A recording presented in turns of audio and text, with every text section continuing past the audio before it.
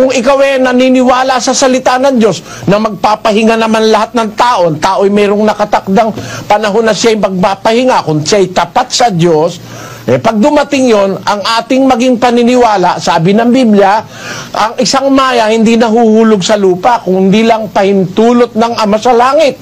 Lalo naman yung tao na naglilingkod sa Diyos, hindi ka mamamatay kung hindi ipinahihintulot ng Diyos.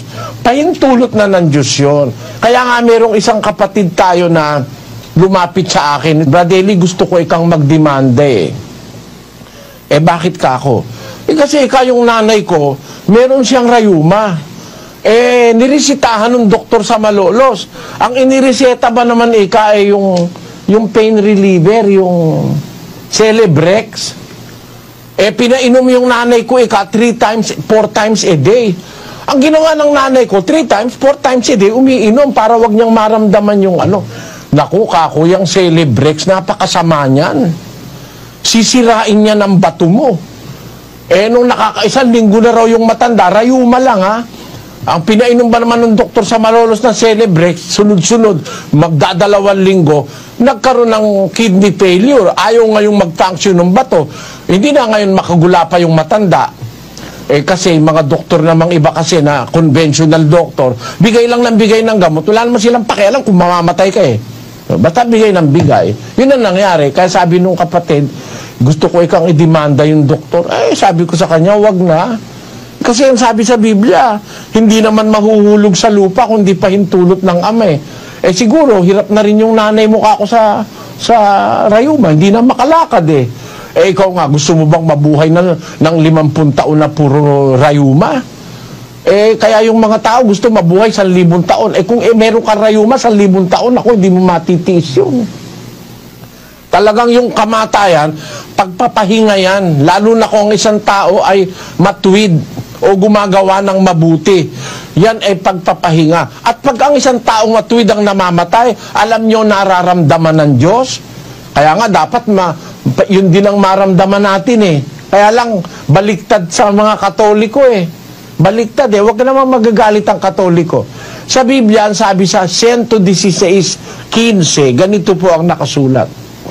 Mahalaga sa paningin ng Panginoon ang kamatayan ng kanyang mga banal. Maliwanag ito.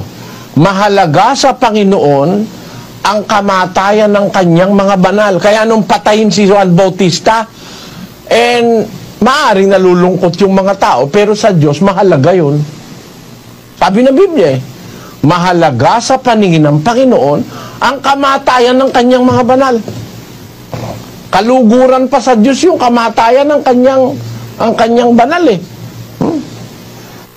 Dito, pagkakasulat mahalaga Pero, alam nyo, ang Diyos pagka namamatay yung kanyang mga banal, yung kanyang mga anak, mahalaga sa Diyos yun.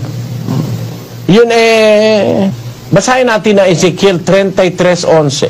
Sabihin mo sa kanila, buhay ako, sabi ng Panginoong Diyos. Wala akong kasayahan sa kamatayan ng masama. Sabi ng Diyos, wala akong kasayahan sa kamatayan ng masama. Ano ibig sabihin nun? Di pag ang mamamatay mabuti, natutuwa ang Diyos. Bakit? Pinagpahinga ka na niya Yun ang, tayo naman, pagka namamatay, nako, palaho na walang katigil-tigil. Kaya kung minsan masasabi ko, yung iba, kaano na lang kaplastika na lang, para bang yung pagpapaimbabaw na lang na pag may nakakakita nag-iiyak. Pero nung yung kanyang tatay o nanay niya nahihirapan hindi man niya malingap merong ganon. Pero alam niyo mga kapatid, sa iglesia ng Diyos, ang ating pananalig, kung ang taong namatay ay isang taong matuwid, mahalaga sa Diyos yung kamatayan niya, kaluguran ng Diyos yun. Dahil kumbaga sa graduation, graduate na siya. Kaya ni Apostol Pablo sa ikalawang Timoteo 4:6-7. Sapagkat ako'y iniaalay na, at ang panahon ng aking pagpanaw ay dumating na. Nakipagbaka ako ng mabuting pakikipagbaka, natapos ko na ang aking takbo, iningatan ko ang pananampalataya. Buhat ngayon ay natataan sa akin ang putong nakatwiran, na ibibigay sa akin ng Panginoon na tapat na hukom sa araw na yaon, at hindi lamang sa akin, kundi sa lahat din naman ng mga naghahangad sa kanyang pagpapakita. Ayon, maliwanag na nung si Apostol Pablo mamamatay, sabi niya, ako'y inyaalay na, ang panahon ng aking pagpanaw dumating na, mamatay na ako. Ibig sabihin ni Pablo, nakipagbaka ako ng mabuting pakikipagbaka. Natapos ko na aking takbo, iningatan ko ang pananampalataya. So yung kamatayan, graduation yun eh. Kumbaga sa nag-aral ka meron ka ng diploma pag namatay ka pinagpahinga ka na ng Diyos Gaya nung sabi niya, buhat ngayon nakataan sa akin ang putong na katwiran na ibibigay sa akin ng Panginoon na siyang tapat na hukom sa araw na yaon. Hindi lang sa akin, kundi sa lahat ng naghahangad ng kanyang pagpapakita. So, kumbaga sa graduation, pagka mag-graduate ka, nagpapalaho ka ng iyak. Yung mga kamag-anak mo ba, pag nag-graduate ka, nagpapalaho ng iyak. Pag nakatapos ka ng isang kurso, tuntua ka yung buhay parang kurso yan Pag nakarating ka dun sa finish line, at dun sa finish line narating mong may pagtitiis, kumilala ka sa Diyos, di ka gumawa ng masama, di ka nang agrabyado ng kapwa mo tao, hindi ka nangalon niya, hindi mo tinurotot ang asawa mo, nagmahal ka sa iyong anak, minahal mo ang magulang mo, nabuhay ka ng pagtalima at pagsamba kay Kristo, hindi ka sumamba sa mga idolo, sa mga Diyos-Diyusan. Mamatay ka ngayon, para kang nakagraduate, bino mong matiis mo lahat yung mga nagdaan. Halimbawa, nabuhay ka ng 70 anyos, 80 anyos, napigilan mo sa buhay mo na hindi mo niloko asawa mo, hindi ka nagnakaw, hindi ka nandaya ng kapwa mo tao, sumunod ka sa Diyos, hindi ka lumuhod sa mga Diyos-Diyusan, nakagawa kang may kabutihan sa lahat ng gustong ipagawa sa iyo ng Diyos. Namatay ka ngayon, graduate ka nun. Kumbaga, meron ka ng diploma, meron ka pantoga. Ganyan ang namamatay. Pag ang namamatay ay lingkod ng Diyos, mga kapatid. Kaya merong yung isang kantang na anong araw ginawa ng kapatid na Perez sabi ko, maganda yung kanta na yun. Ang buhay nating marupok, wag ipagkait, kung ninanais ng Ama, kunin hanggang mapatid, nakangiti mong ialay, na may pag-ibig, panahon ng pagpanaw, walang hanggang ipapalit. Ayon. Ating awitin, galak ng puso, sa Diyos na ating Ama, paraisong ligaya, kaligayahan, ating ialay, ang buhay na papanaw, Ama, ay sumaiyo na. Ayan. Kung tayo ay maulila at lumuluha, ang puso ay nadudurog sa tindi ng dalita, huwag mawala ng pag-asa, at may bathala na lilingap sa ating Amang lubhang darakila.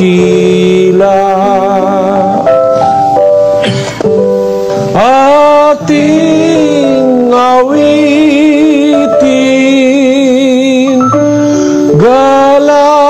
ng puso sa Diyos na ating Ama, paraisong ligaya, kaligayahan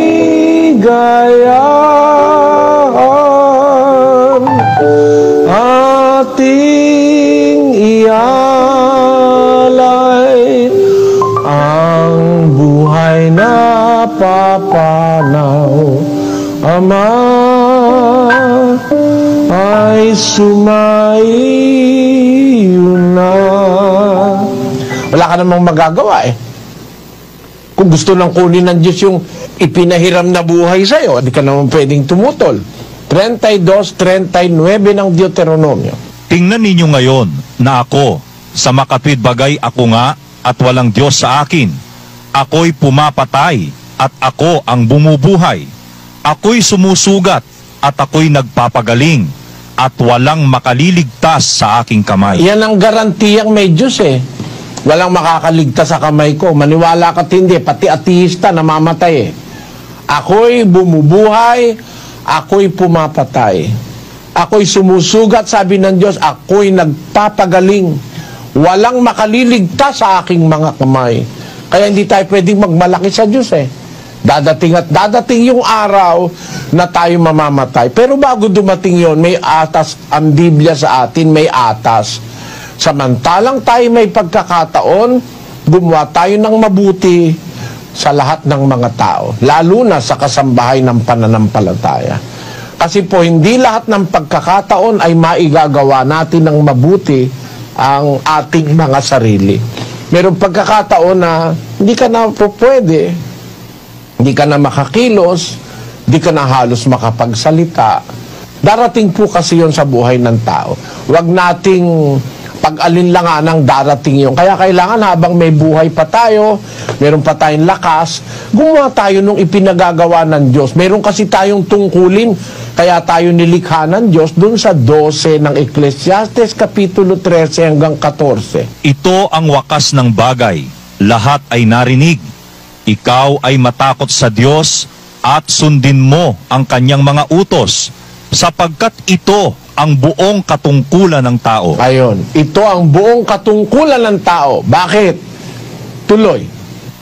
Sapagkat dadalhin ng Diyos ang bawat gawa sa kahatulan, pati ng bawat kubling bagay, maging ito'y mabuti o maging ito'y masama. Ayon, napakaliwanag, mayroong paghuhukom. Dadalhin ng Diyos ang bawat gawa sa kahatulan. May paghatol po eh. Kaya kailangan habang nabubuhay ka at bago ka mamatay, gumawa ka na nung ipinagagawa ng Diyos. Kasi hahatulan ka eh. Wala namang makakatakas dun eh. Pakinggan nyo sa 9:27 ng Ebreo. At kung paanong itinakda sa mga tao ang mamatay na minsan, at pagkatapos nito ay ang paghuhukom. Ayan, pagkatapos ng kamatayan, meron pa tayong hinaharap. Ang pagkatapos ay ang paghuhukom. Huhukuman tayo ng Diyos, mga kababayan, mga kapatid. At kung tayo gusto nating maligtas at makarating sa Diyos sa langit, samantalang tayo nabubuhay, gumawa tayo ng mabuti, sabi ni San Pablo. Sabi naman ng Ecclesiastes, ito ang wakas ng bagay, lahat ay narinig, matakot ka sa Diyos, sundin mo ang kanyang mga utos. Yung utos po ng Diyos, yun nga yung mabuting gagawin natin eh. Sapagkat ito ang wika, ang buong katungkulan ng tao. Yung utos ng Diyos, ang mabuti na ating dapat gawin. 7:12 ng Roma. Kaya nga ang kautusan ay banal, at ang utos ay banal at matuwid at mabuti. Yung utos po yun ang mabuti. Kaya tayo ginawa ng Diyos para gumawa tayo ng mabuti. Kaya tayo nilikha para gumawa tayo ng mabuti samantalang may buhay at pagkakataon. Ito ang buong katungkulan ng tao, sabi ng Ecclesiastes. Bakit? Kasi dadalhin ng Diyos ang gawa sa kahatulan. Pag ang ginawa mo, puro kasamaan, mapapahama ka, mapupunta ka sa impyerno. Pero yung gumagawa ng mabuti at nagtitiis sa paggawa ng mabuti, ang pangako po ng Diyos doon sa Roma Kapitulo 2, versikulo 7. Sa mga nagsisipagtiyaga sa mabubuting gawa sa paghanap ng kalwalhatian at puri at ng di pagkasira ay ang buhay na walang hanggan. 8. Datapwat ang sa mga palaaway at mga hindi nagsisitalima sa katotohanan, kundi bagkus nagsisisunod sa kalikuan, ay ang kagalitan at kapuotan, kapighatian at kahapisan, ang sa bawat kaluluwa ng tao na gumagawa ng masama, ng Hudyo una-una at gayon din ng Griego. Datapwat kalwalhatian at karangalan at kapayapaan, ang sa bawat taong gumagawa ng mabuti, sa Hudyo ang una-una at gayon din sa Griego. Ayan, pinakikita po rito ni San Pablo ang dalawang kahahantungan ng tao. Ang sabi niya doon sa 7, sa nagsisipagtiyaga sa mabubuting gawa, sa paghanap ng kaluwalhatian at puri at nandi pagkasira, ay ang buhay na walang hanggan. Meron po nakareserba ang buhay na walang hanggan eh. Mamatay ka man, may pag-asa kang mabubuhay kang walang hanggan. Doon sa nagsisipagtiyaga ng mabuti. Pero sa mga taong hindi nagtitiyagang gumawa ng mabuti, mga palaaway, ayaw tumalima sa katotohanan, bagkos nagsisisunod sa kalikuan, ay kagalitan at kapuotan, kapighatian at kahapisan sa bawat kaluluwa ng taong gumagawa ng masama. Datapwat kaluwalhatian at karangalan at kapayapaan sa bawat taong gumagawa ng mabuti. 5:28-29 ng Juan. Huwag ninyong ipanggilalas ito, sapagkat dumarating ang oras na ang lahat ng nangasalibingan ay makaririnig ng kanyang tinig, at magsisilabas ang mga nagsigawa ng mabuti ay sa pagkabuhay na mag-uli sa buhay, at ang mga nagsigawa ng masama ay sa pagkabuhay na mag-uli sa paghatol. Ayun, dalawa po ang destino ng tao, mga kababayan. Sabi ng Panginoong Hesukristo, huwag niyong ipanggilalas ito, huwag kayong mawala ng pagpaniniwala. Darating ang oras, lahat ng nasa libingan makakarinig ng kanyang tinig. Lalabas ang gumawa ng mabuti sa pagkabuhay na maguli sa buhay, at ang nagsigawa ng masama sa pagkabuhay na maguli sa parusa o sa paghatol. Kaya po dalawa ang destino ng tao eh. Dahil dito, dapat bago pa tayo mamatay, magsikhay na tayo sa paggawa ng kabutihang itinuturo ng Diyos. At yung kabutihan, yun po yung kanyang utos. Ang kautusan ay banal, matuwid at mabuti. Susunod tayo sa utos. Yung utos, ang pagsunod sa utos, ang buong katungkulan ng tao. Bakit? Dadalhin ng Diyos ang tao sa kahatulan eh. Wala ngang makakaano nun eh. Marami nang hindi totoo sa atin. May totoo eh. Ang isang totoo, eto po. Eto, isang totoo ito. Kahit po hindi kayo naniniwala yung iba, totoo ito eh. Alam niyo kung ba totoo ito? Siguro alam niyo ang bansang Amerika, mga kapatid, ay 200 taon na po mahigit ang konstitusyon ng American government, ng American society. Lahat po ng presidente ng Amerika naniniwala po dito eh. Ang katunayan dito, sila sumusumpa eh. So help me God. Kung mahigit pong 2,000 ang relihiyon sa mundo, 3, 4, 5 lang ang hindi naniniwala sa Biblia. So kung pag-uusap totoo, ito po totoo ito. This is a generally accepted fact, that the Bible contains the truth about God, about soul, about the spirituality, about anything that is true. Ang totoo, pati siyensya, nandito na po eh. Pero naniniwala ba kayo ngayon, meron ng ayaw ng Biblia? Pag meron ka raw gustong malaman, wala na Biblia. Dati nung mag-umpisa siya, Biblia dala-dala niya. Ngayon ayaw niya na Biblia.